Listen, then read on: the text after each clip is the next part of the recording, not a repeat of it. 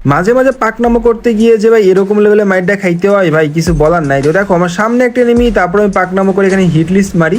আর hit list মারার পরে guys দেখো এখানে একটা স্কোয়াড কিন্তু আমার দেখে ফেলেছে, আর একটা স্কোয়াডের উপর হিট লিস্ট পড়ছে। মানে এরা ভাই একদম টোটালি ভাই দুইটা স্কোয়াড আমার উপর ভাই এমন পরিমাণে হামলাটা করবো, মাঝখানতে ভাই আমার অবস্থা মানে আবার সামনেও ম্যান দেখছো। তো গাইস এখানে সব জায়গায় ম্যান, যার জন্য আমি কিন্তু লঞ্চ প্যাড মারি, লঞ্চ প্যাড নিয়ে সরাসরি চলে যাবো ফ্যাক্টরির উপরে। আর ফ্যাক্টরির উপরে গাইস যায় এখানে কিন্তু পলায় পলায় এনিমিগুলোর মারমু গাইস, সেটা প্ল্যানিং করে আমি কিন্তু আসছি ভাই।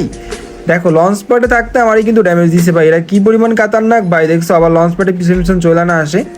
তো এইখানে গাইস আসার পর আমি মনে করতেছি নিচের দিকে ম্যান আছে, এদেরকে ভাই একটু মারার চেষ্টা করবো। দেখো এখানে ওরা ফাইট করতেছে, তো আমি ভালো মনে নিচে চলে আসি। আয়সা গাইস দেখো এখানে বসে বসে তো টুক টুক টুক করে ড্যামেজ দিব ভাই গাড়ি থেকে। এখানে একটা আছে ভাই হেডশট, ভাই এর হেড লাগার কথা ছিল ভাই, বেঁচে গেল কেমন, এই তো একশট মেরে দিছি ভাই। আর কই গেল ভাই, এখানে কতগুলা ম্যান ভাই, রে এতগুলা কেন এখানে, এতগুলা ম্যান দেখে ভাই আমার ভয় করতেছে, কোনটা তো কোনটা মারবো ভাই। ওরা দেখে ফেললে ভাই আমার একদম আলুয়া টাইট করে দিব, আমি কিন্তু ওই জায়গায় জায়গা মানে জায়গা মতো যাইতেও পারিনি এখন ভাই। কোন দিকে মারবো কোন দিকে যাবো ভাই, কি করবো বুঝতে পারছেন। এ ভাই এ কে ভাই বুঝলাম না কেমনে কি এ হাওয়ার নাতি কোন জায়গাতে আসছে ভাই, এ নানির খালিগর মাদার তেরে সা ভাই। দেখো ওইখানে ভাই পিছন পিছন হিসাব